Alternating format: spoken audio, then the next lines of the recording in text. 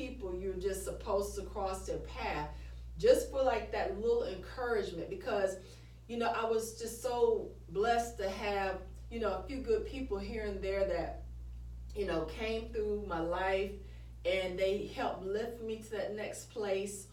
Or they didn't maybe look at your weaknesses, they look at what your strengths were and what, you know, what could be. And to me, that's love. Yeah. Like, that's, you know, when you, I don't know if it's the purest form of love, but maybe a child will be the purest form of love, but, you know, to me, it's kind of a pure love that when you want goodness in man. And when we were talking about all of these things about, you know, how to live your truth and how to, you know, the costs and the benefits, you know, there's a lot of costs of trying to live your truth. And we've heard it from anybody that's ever done anything. They always have had somebody that looked at them like, who do you think you are? Like, what are you doing? Like, I'm sure people will look at me like, what's she doing trying to have this talk show? What is she doing? She never been to broadcasting school. Yeah. Doesn't matter. You know, but, you know, because the thing about it is what is your purpose? Like, Tyler Perry, I mean, he saved up $12,000 to do his first play. He said, and at that play, he had advertised. He had exactly, I think, like 20 some people or something like that to show up, or 30 to show up at the first play. He said, but he had bought all of their tickets or something like that. Everybody in the audience, he like knew him. Yeah. And he lost a lot of money, but it didn't stop him because his purpose was doing what he does. And as we can see now, he has a whole studio. You know, he bought a military base. That when he just did. And when they first offered it to him, he was like, no, that's too much. That's way, I can't see that, you know. But then along the way, it began to say, hey, you need that much space for what you don't even, like Maya Angelou told Oprah, you know, you don't know what your legacy is going to be. Right. Because she thought the girls' school was her legacy. And Maya said, you don't know what your legacy is going to be, you know. So anyway, she did have that deep voice. Yeah, you know. So you know, just to be able to dream. Yeah. You know, some people, and I'm very sorry, you know, to anybody out there who your dream has been bashed. Now, sometimes we need the truth. We do. Sometimes some things, we might kind of think that's it, but if we re-examine it, there may be something even better that's kind of almost parallel to it, but you don't walk in maybe that office, so maybe that's not really what your gift is. But don't stop trying. You know, if things are progressing and you're seeing a little progression, you start getting a little speaking engagement or just different little things. You know, a lot of times people is all about money, which we need money. We do need money. I need money. But sometimes, you know, you give of yourself because of the love that you have for what you're doing. Right. And if you have the time to do it, you know, I don't think people should take advantage of you all the time. But you just never know what door you're going to open.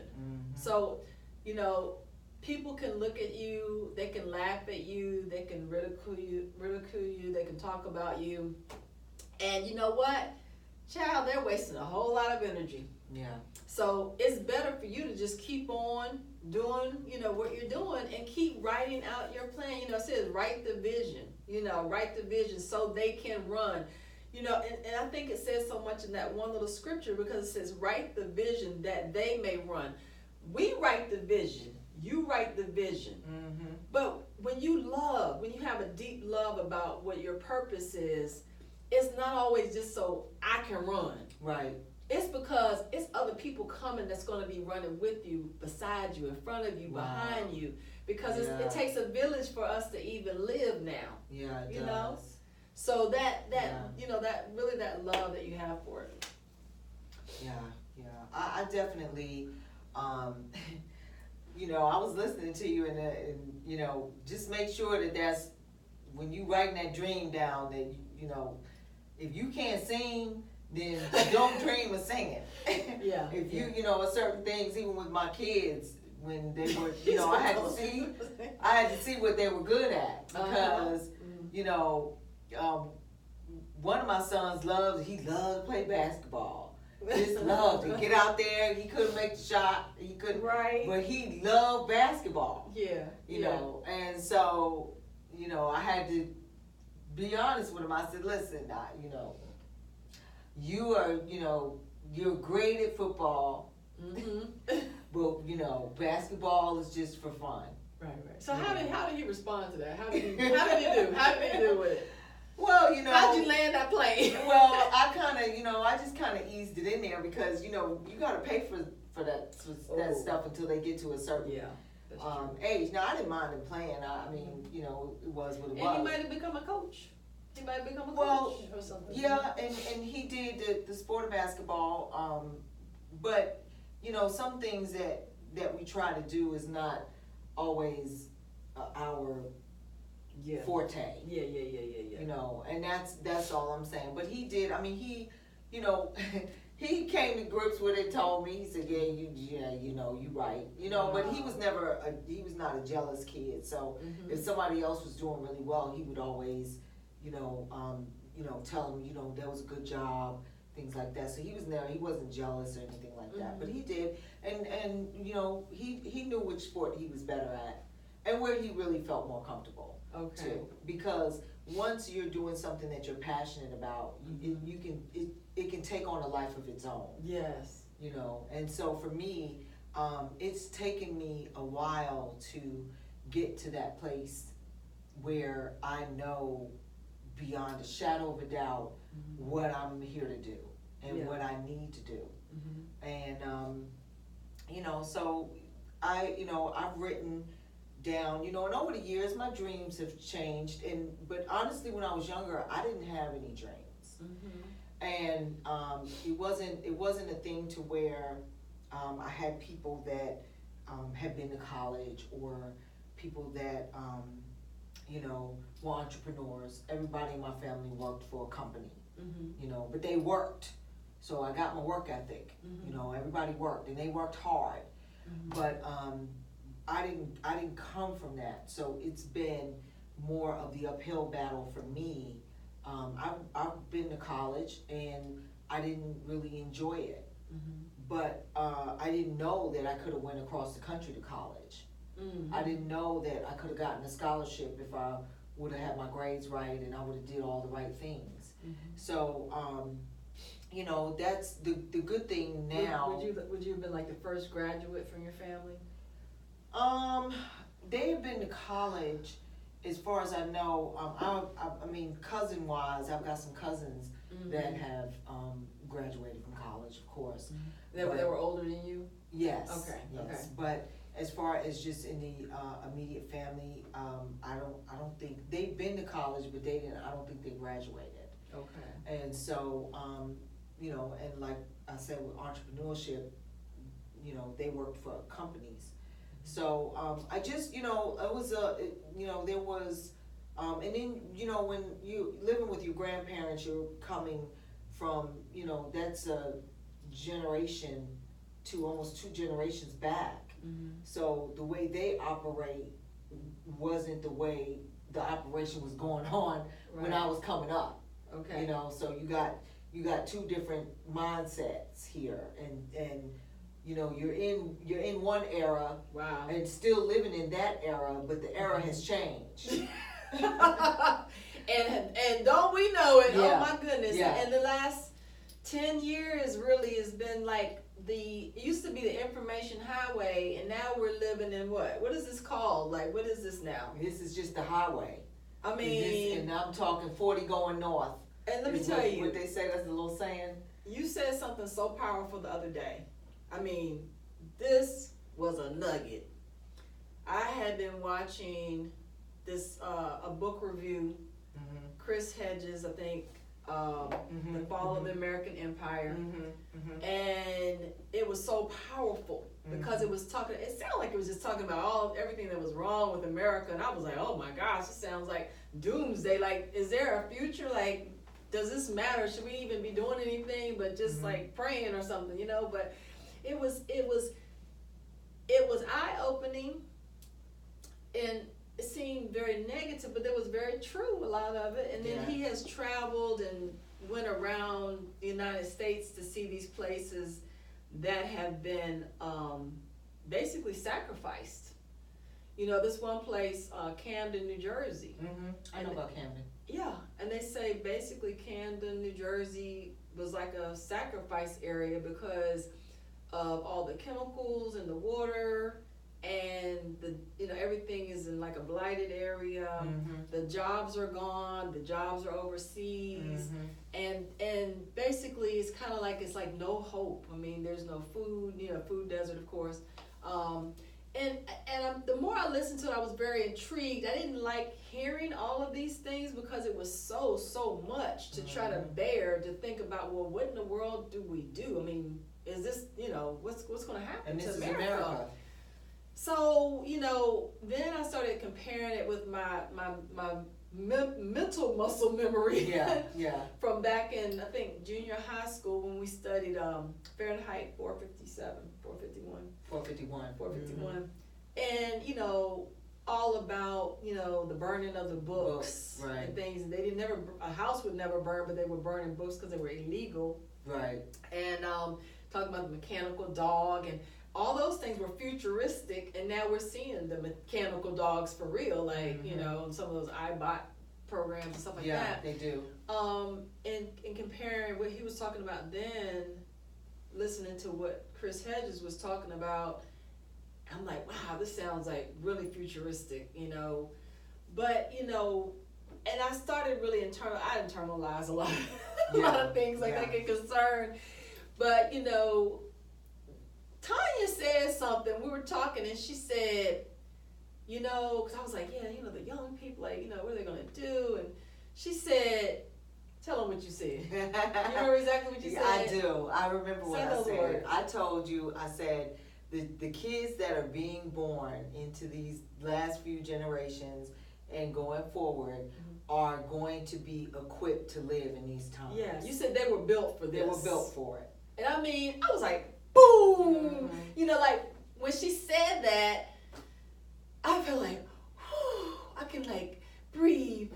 Because, honestly, that was so powerful. Because when you think about it, now, because like you said, these different generations, and, I'm living in this particular generation. I'm worried about, well, what's going to be, how my son's going to be living in the next generations and all this, and, what's going to happen to the families and the earth, and all the chemicals and the food and the water and the this and the this and that. And I have faith, I pray, but sometimes it's just a lot when you actually see these things and see what has happened, like in Flint, Michigan. And my uncle used to live in Flint, and luckily they was able to get out of Flint even after that had happened. So you actually see it in real time. So what you said was such it like opened like a vortex, I would say. Because when you think about it, could you have really lived in 1960 as a grown woman? Could you? Could you have really? I mean, I don't know if we know any different. I mean, you know what I'm saying? Yeah, could you have lived in 1930? In those times when women didn't have certain rights and weren't allowed to do certain things, and you're equipped for now. Yeah. You weren't equipped for you can't go back. We can't take you back to 1930 and think that you're going to be able to live in 1930. So what that let me know, and this is also some just looking at research and different things, but people, we go through DNA changes, and even how people look has changed over the years. And so that the way the world shifts and moves, when you come here, you're coming here ready for what's here. Now you got some souls that are really they're different, and some souls that can't really cope with what's going on. So you have those that choose to be homeless or choose to be the other thing is too, drugs. And when you do get drugs and alcohol into a situation, you can change the whole dynamic of a person. Because you cut off your spiritual connection is cut off. Because you are now under the influence of that drug or that alcohol. So your whole that guidance mechanism that you have in you, and we all have it, it's not connected. Why do you think that is? What happens? Is that the way they call it, psychedelic, or, you know, I mean? No, I think it's just, I think spiritually, you know, spirit it operates in truth. And so with it operating in truth, when you take something of the world to relax you, it dumbs you down, and it makes you so that you're not reactionary, you know, and your thought process changes. And so spiritually, it just cuts you off. Wow. From your guidance, because when you think about it, when people are intoxicated, they can, and a lot of times it's kind of a truth serum, because it's really who you are when you're under the influence of alcohol. Okay, and so what happens is they do things that you wouldn't normally do those things if you were sober. So once you take in that foreign entity into your body, you can shut off your spiritual connection. Well, you know, I think that another thing that you said, talking about people look different. If you go to like Williamsburg, or over here to Winston-Salem, to like the old Salem area, and back in the pioneering days, people were shorter. Right. You know, the houses, so you can see that, you know, the frame of the house was shorter. Like, some people have to kind of bend down a little bit more when you walk in. So you're right. I mean, people's physiology changes over the centuries and stuff like that. And even what countries you live in. Take a look. We're America. If you take a look at even England, if you take a look at the Dutch, if you take a look at India, if you take a look at Iraqis, everybody, we all look different. Oh, yeah. We all have a different type of, some people can walk up and you know exactly, they're not American. You know, and that's, I'm not being negative. Right, I'm just saying that, spirit, like, yeah, you feel it. but just the look of the person. Oh, yeah. Is different. You know, the hair, you know, you even have people from the Caribbean that may be lighter skin, or, you know, they may have a different type of tone to their skin with a dark curly hair.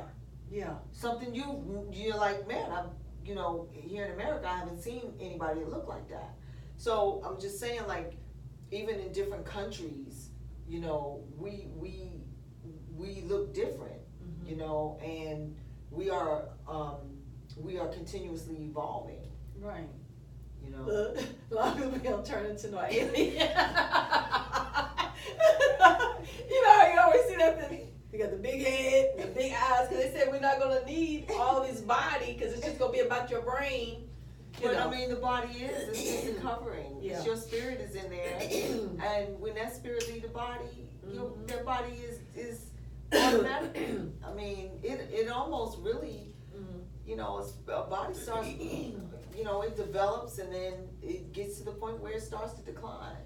Well, so I would like to say this about Jim Carrey. I was watching a video on Jim Carrey's life documentary, and, you know, we're talking about, you know, living our truth and the cost and the benefits of living our truth. You know, when I was looking up Jim Carrey, because I thought, you know, he's a good guy to look up, because, you know, he came along at a strange time to be a comedian, like on Living Single show, you know, basically African American predominant show. He's up here being Fire Marshal Bill and all other kind of things, but he was so funny. Yeah, he was. Like, when they were doing their plays and scenes, you don't really think about anybody being black or white. Like, I didn't really think about anybody being black or white. Yeah. They were just so funny. That's like all you really focus. But then, well, he's really funny. I mean, you know. He is. So, but he said, I was watching a documentary on him speaking, and what he said, because I don't want to get it wrong, it says, you know, a lot of people can be afraid of failing. And we're talking about, you know, walking out our truth, you know, the costs and benefits, like, oh gosh, should I take this risk? Should I not take this risk? Some risks you can't afford to take. Yeah. Some risks you take because it's a gut thing. and you say, I'm gonna do this, right, no matter what the risk is, because right. I believe it's gonna work out. That's a different kind of a risk, But he was saying that his father decided not to be a comedian because he needed a regular paycheck. He had a family. He couldn't take the risk of not being able to feed his family. Right. And he took that, the job, a good job. But then after a couple of years, he lost his job. And Jim Carrey said basically they had to find however they could find to survive. And he said, what he decided in himself, he says, you can fail at what you don't want, so you might as well try to do what you love. Wow. So you can fail at what you don't want, so you might as well try to do what you love.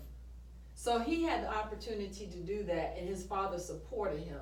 Right. And that's why I think, I may be wrong, but I think, sometimes people have the old idea of, well, they grown now, honey, they're gonna make it on their own or whatever, bye, But I think nowadays, honestly, I think more than ever, young people, like you said, they are built for this, but they also they may need that help, especially if they do ask, because, they rarely ask for things. They gotta have guidance. Yeah, but, to be able to take the risk, and not be afraid to fail.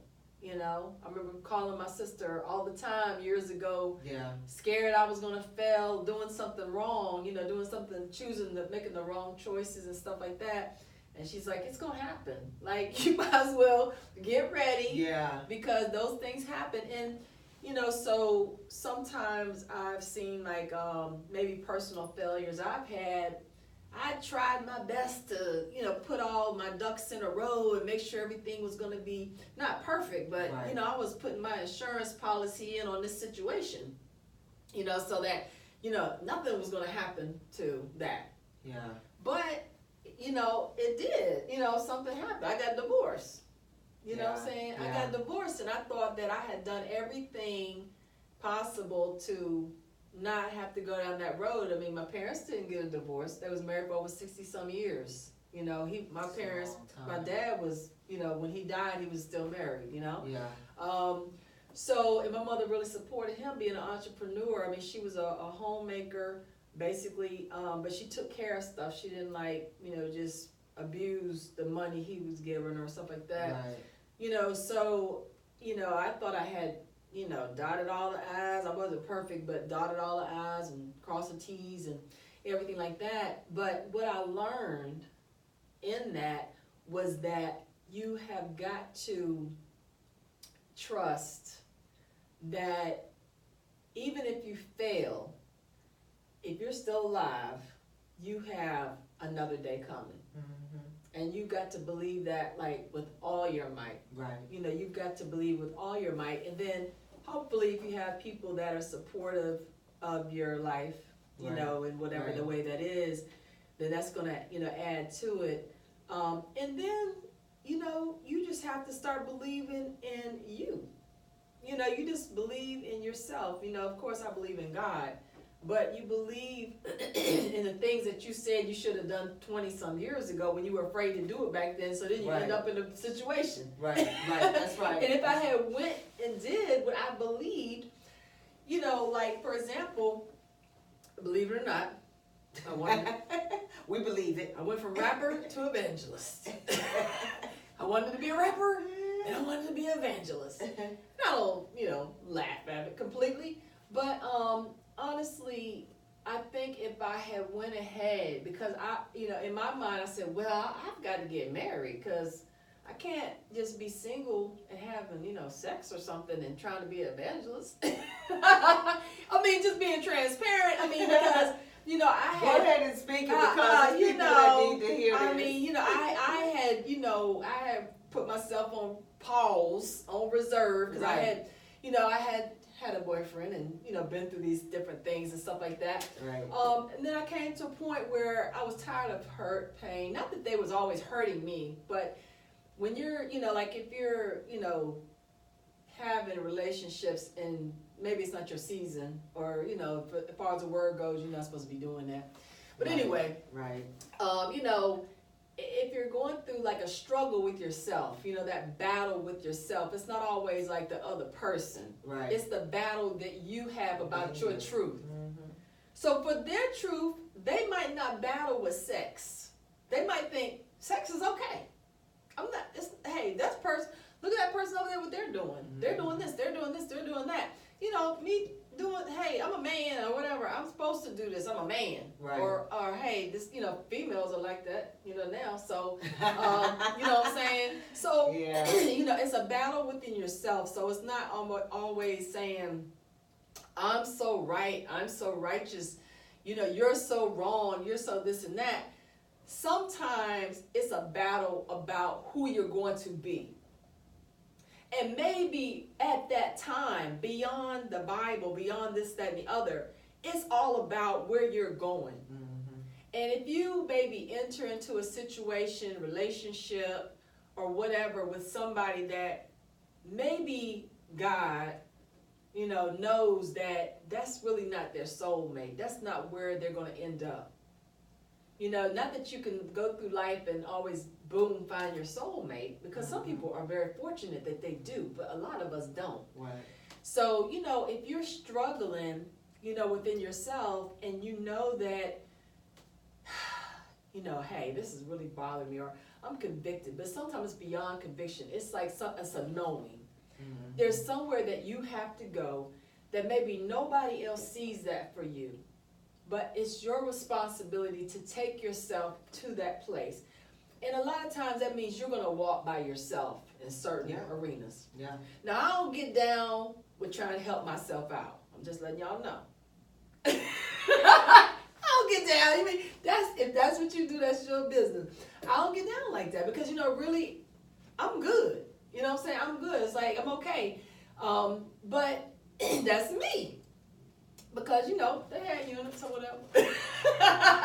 But anyway, the thing about it is, what I'm trying to say is this, and I'm not judging anybody by any means, but what I'm trying to say is, if you know within yourself that a certain particular thing or a situation or person or whatever, or a job, anything, if you know in your knower of Noah, you know, and then if the Holy Spirit guides you, you have to say, guess what? You know, it's nothing against you. It's nothing, I'm not judging you, you know, whatever. But I know for me, it's some things I got to do. And it's some things I can do, some things I can't do. Right. Certain times in your life, some things you just have to do.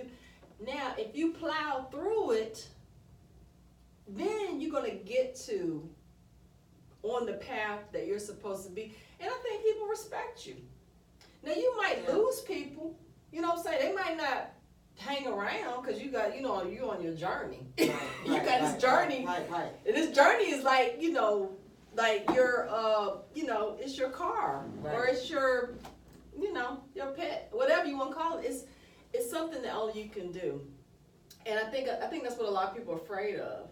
You know, I think a lot of people are so afraid of, like, oh my gosh, I'm just going to be by myself.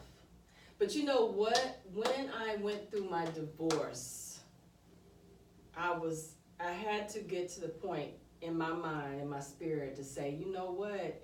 I might be by myself. I'm still going to get that man with the plane. But anyway, but at the time I was thinking, you know, I might be by myself. I don't hate that person. I don't want to bash that person, whatever. But I know right now that that's not a good decision, you know, for me to stay in the situation. And I'm going to have to get through it. I'm going to have to be a statistic.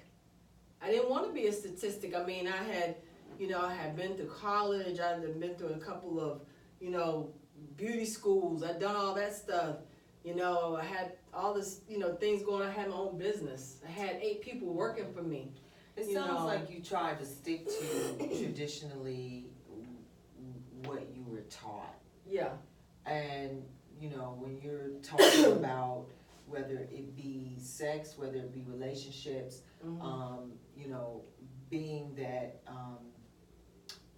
you know, your parents stayed married. So, you know, you never got to see the toil with being in this relationship, and then you're in this relationship, and then, so you only saw that one example, yeah.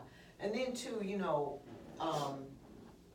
spiritually for me, I'm a little different from you. That's a good thing, people. That's a good thing. I'm the strange one. No, you're not strange at all. I mean, but for me, I would do what I would do so I could figure out what I liked and didn't like. And who I wanted to be, because I didn't know who I was. Okay. And so I didn't come from that type of root. Right. The type of root. And that's what people gotta understand. Yeah, everybody's not coming from the same little spot. Yeah, I didn't come from that root. Yeah. And so what for me, it was just more about being in certain relationships, I just didn't feel comfortable. And my spirit would alert me, but at the time I didn't know that that's what was going on. And so it was a little different for me getting out of my first marriage, because I was on go. I gotta do so and so, I gotta get out of this, boom. Yeah.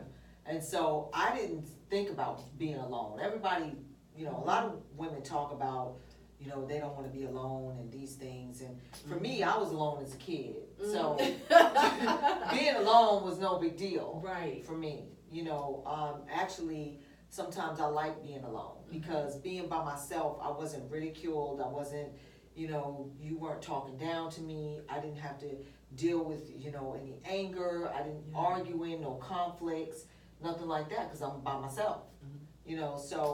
But as I got older, you get out of a relationship, and I can remember telling myself that I'm just gonna act like a dude, and I'm gonna do the dude thing, and so and how did that work for me? It didn't. So but as I went on, and especially coming out of this, coming out of where I just left, that's when I made the decision to just shut it down. And I didn't want to talk. I didn't want to be in a relationship, and that's when I realized that I really am a relationship person. Okay. I'm a person to be in a relationship. Right. I'm not a person to.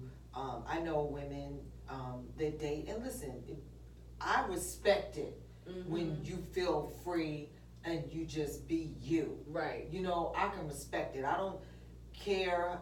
It's not my business what your sex life is.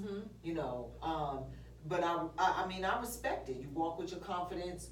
You hold your own and handle your business. And so, but for me, I really did realize that I said, no, I'm not. I don't like the different spirits, to be with different spirits, and it can be very uncomfortable for me. Yeah. And so and that's where they have the soul ties. Right. Right. Because those things do, people's spirits do come together and you get hooked. Yeah, because women are receivers, and I'll never forget, I watched Juanita Bynum's No More Sheets. Girl, changed my life. Yeah, it did. And it was a great, it was a great help for me understanding that women are receivers. Yeah. And it also helped me to understand. Now, I had a pastor one time that said he enlightened us on the virginity thing, and that was a man. And now listen, if we getting a little bit too much for y'all, turn the channel, okay? Because I got a nugget here for you, some knowledge. Yes, this is a warning. Yeah, this is an alert. Letting you know this is not for little kids. Yeah. But they would talk about your first time, and women. Bust a cherry, or the little sayings that they used to have for us. And he spoke on the fact of it being a blood covenant. Yeah. Right, because that's scriptural. Yeah, it's That's a blood covenant, Mm-hmm. and I don't know what time this day this gonna play, so. yeah.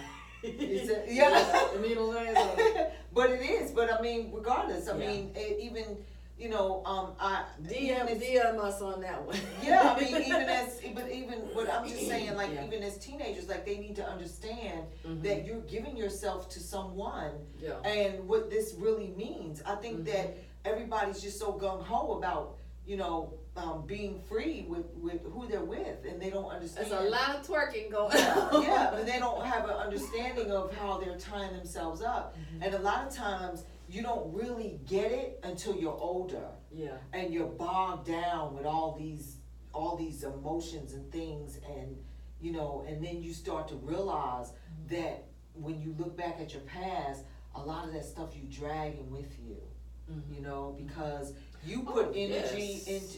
into seeds Yes. that were dead. Yes. You gave your energy to somebody. Mm-hmm. And was it really for love? Was it for attention? Did you even know what love was? Right. Because a lot of times we do a lot of things for attention. We want people to look at us. We want people to notice us as women. It's so much competition out here. And I think for me it was more like seeing my parents' relationship. I just thought that just happens. I just thought that's a natural progression. Everybody. Yeah. I And thought you it was walking natural. into a world where over 85 to 90% of the people, they're not even in that type of marriage. like, look at me like, you are strange. You Yeah. got issues.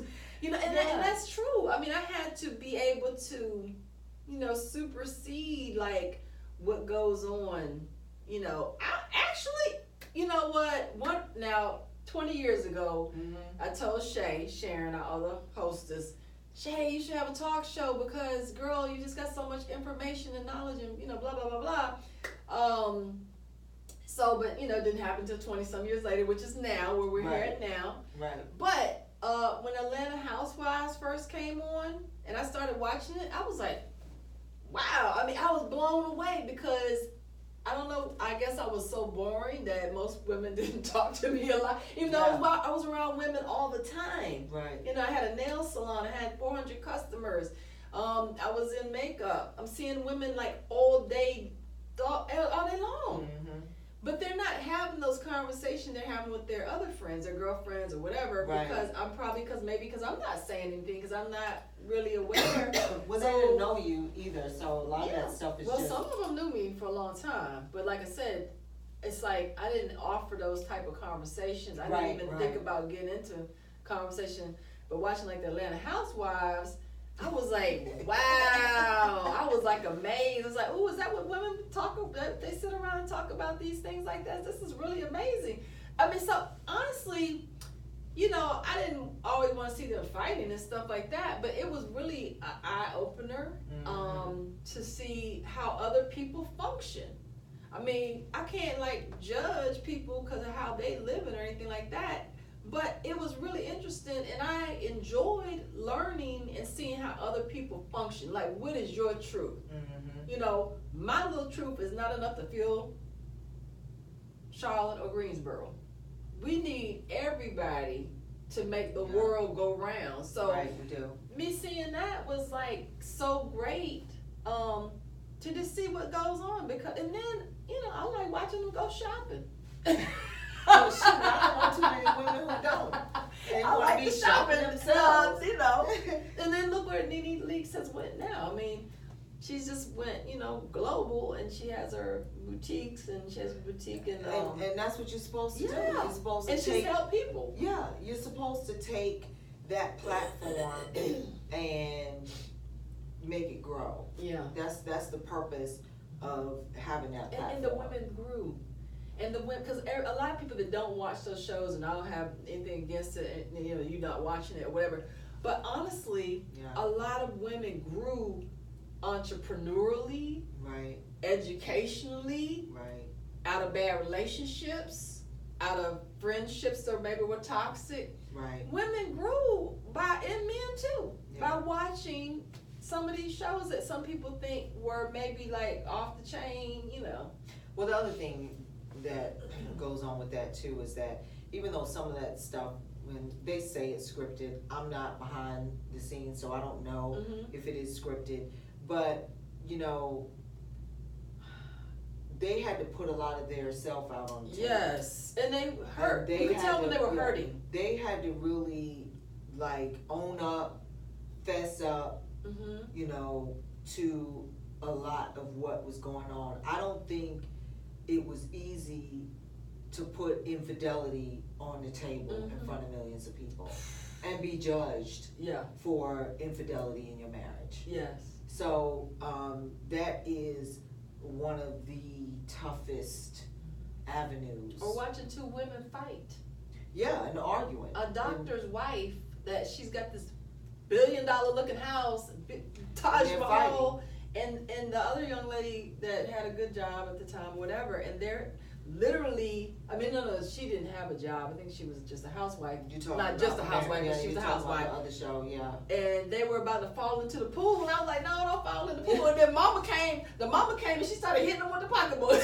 I was like, oh my goodness. And these people are like so wealthy. What in the world? Yeah. You know, so. Yeah, we get a lot of what we see is just the cattiness, but there's definitely, you know, they are the example of just living life and going through separation, dealing with being hurt, and their lives are more on display because they're in the news media, you know, their husbands and things like that. Speaking to what we were saying earlier, the cost of living in your truth. Yeah. For her, you know, Nene was living in her truth was because she always wanted to be in acting and all these things, and she had been to school, I think, for something. And, you know, so her living in her truth put her on a nationwide screen for people to see everything, you know. And did Dr. Jackie, who is a cancer survivor, you know, and she was unable to have children. Yeah. You know, and then the things that she's dealt with, and being able to come back and, you know, into even though it's the same person, but it's a new marriage. Yeah. You know, so you're not building off of the same things that you built on in the beginning. Right. Because the dynamic has changed. That's deep. That's very deep. Has changed. Yeah. So it's definitely, you know, and we're taking that chance as well. Yeah, she's actually about to do this because I'm crazy. She's crazy too. No, but you. What I love about you is that you encourage me. Like, you encourage me. Okay, girl. You know, we gotta get this done. Let's get this show on the road. You know, we gotta do it. We gotta do what's hot. You know, and that's such a great thing that you are such a great partner, great team member because you truly want something to manifest, to happen from the efforts that we're putting forth. Want to see some greatness happen. Yeah. You know, I think that this can go. I think that we can go global, and with social media, people can see us from all over the world. And I think that, you know, our experiences and life lessons and things, you know, we have a lot to offer. And what I've realized is I'm not a follower, but I know how to follow. Right, yeah. Because you are strong, but you are so like good servant leadership. And I learned that when I was working at the hospital, to be a servant leader, because you can be a leader, but then to be a servant leader, you have to be also a good follower or teammate, partner, you know, whatever thing you need to do that's going to make the idea or goal, you know, come to pass. And it's what's so cool about you. Yeah. Because, you know, she said a lot of nice things about me earlier, but like when she first agreed to come be a part of the show, I was like, oh my gosh, this woman was like on ESPN and she's actually going to participate in our little microcosm fake TV show. But what's been nice is everybody keeps saying, stop calling it fake because y'all are doing something. It ain't so fake. Yeah. So we sit here. I think I'm here. I can pinch myself.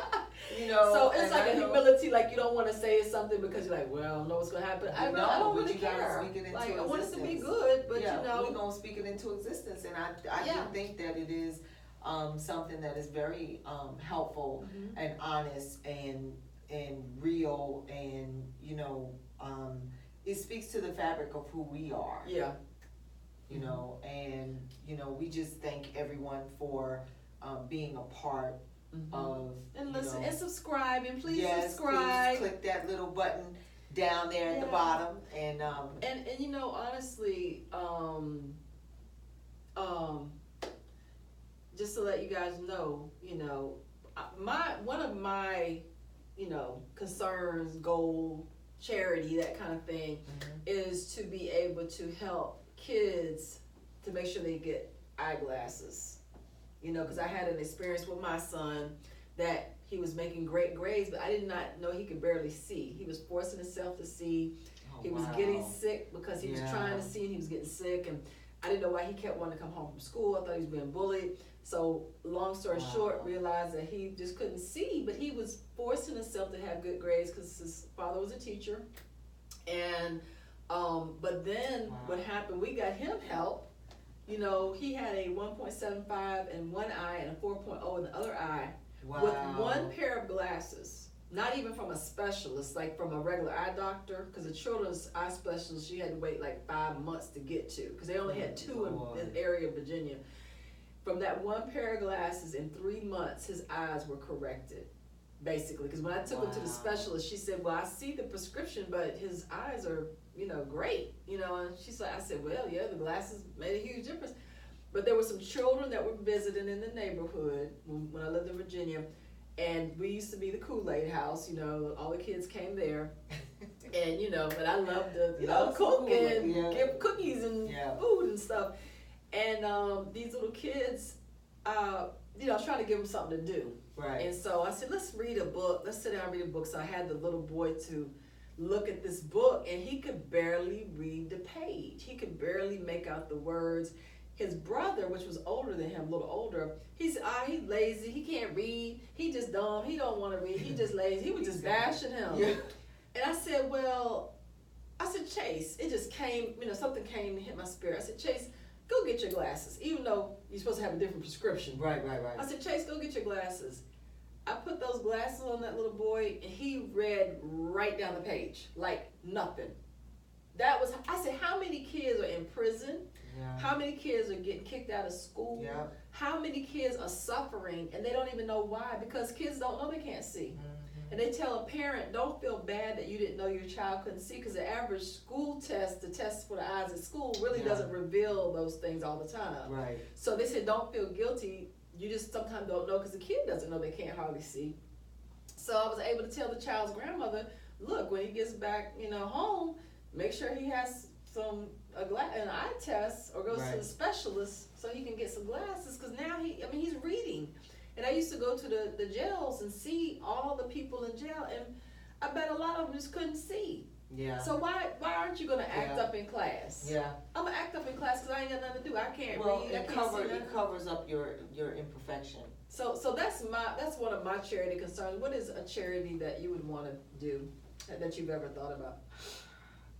One of mine that touched my heart is kids that are in school that are homeless. Okay. And you know, you've got a lot of families. I think Charlotte has maybe about 3. It may have changed. It's been a minute since I checked this, but I knew at the time when I looked, it was about 3,000 or 4,000 families in Charlotte that were homeless. And I actually wanted to. It would be a huge taking on and a huge project, but in my mind, you know, I had, you know, to get an apartment complex and house families and women with children, and to create a daycare system within that with some of the mothers that were there who could, you know, maybe get certified in daycare or however we do it, and they could watch, you know, the kids and have a shuttle that can take people to work and these things, so that people could start to get on their feet. So, you know, and another idea I had was like tiny homes, and somebody's actually done it. Oh yeah, They did it in one city, was creating tiny homes for the homeless. And also, shipping containers. You can now get the shipping containers, and you can make them into small apartments. Oh, wow. With shipping containers. Mm. For the homeless as well. But yeah, my heart goes out to the kids that are homeless, and you know, another thing that I said when I get to a place of financial prosperity was to pay off people's electric Yes, honey, bills that are behind. Yeah. I would like to do that as a single parent, as a single person, because I have, joint custody. But as a single, when I got divorced, Yeah. I said, oh my gosh, even though, I could get a job, I had a job anyway, but I was thinking about, I have family, Right. back home, I had family that was, had been supportive of me, and I'm thinking, what in the world Yeah. do people do when they have like no support? Yeah. They Or struggle. nothing, They struggle, and that's what they do. They Mhm. struggle, and that's one of the things that I had looked at. I know that they have crisis assistance ministries in Charlotte, but it's for gas Mhm. also. But it's such a process trying to get stuff done. Yeah. When you're in need, it's like you're in need, and now you've got to go sit somewhere all day. Because the freedom quotient, like I had a little bit more freedom because I had family that could help, they could watch my son, Right. stuff like that, when he was home from school because he was, older. But I was able to work a few jobs. Right. Because I was able to do that. Like if you don't have anybody that can help you with daycare Right. or whatever, and then the cost of daycare, Right.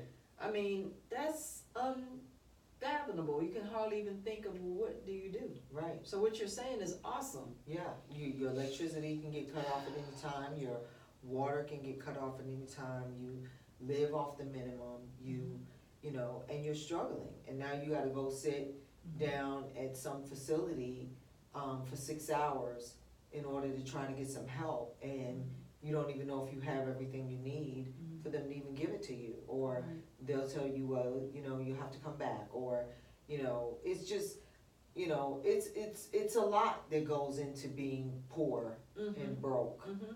And as I saw, which I was kind of shocked on the video, they said that, some areas are sacrificial areas. They allow, because they say it's like, some things are like 3 generations deep. Right. And they allow it to persist. The monies that have been given sometimes to those systems have been used for things that had nothing to do to help the people it was intended for. Right. And I know that that's all bureaucracy and politics and things, but like you said, I think sometimes if you can do grassroots, and even sometimes if it's small, if you can help in your way, whatever that is, Right. do something. Right. That's why, it's definitely, America is a great place to live, but you also have to, it's not always easy. We're blessed to have some of the freedoms that we have.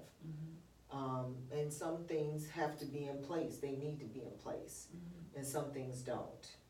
And I think that that's too where we're having a battle at right now, is that we're trying to figure out what needs to be in place, because some of the stuff that was in place was for 30, 40, 50 years ago. That's not working now. Right. So how do you switch? We're in an age where, technology opens your life up to everybody. They, your social security number can be anywhere. Right. It's no longer where it's private information. People are getting hacked, there's all kinds of stuff going on. So, people can track your cell phones, and they can send, fake text messages, and there's a lot going on. And so we're in that era now where we're all off key at really what rules need to be in place and what rules don't. Yeah, exactly. What rules can't we can just do away with? Mm-hmm. And what can we use? Well, and then we also have Sharon Flack. Right.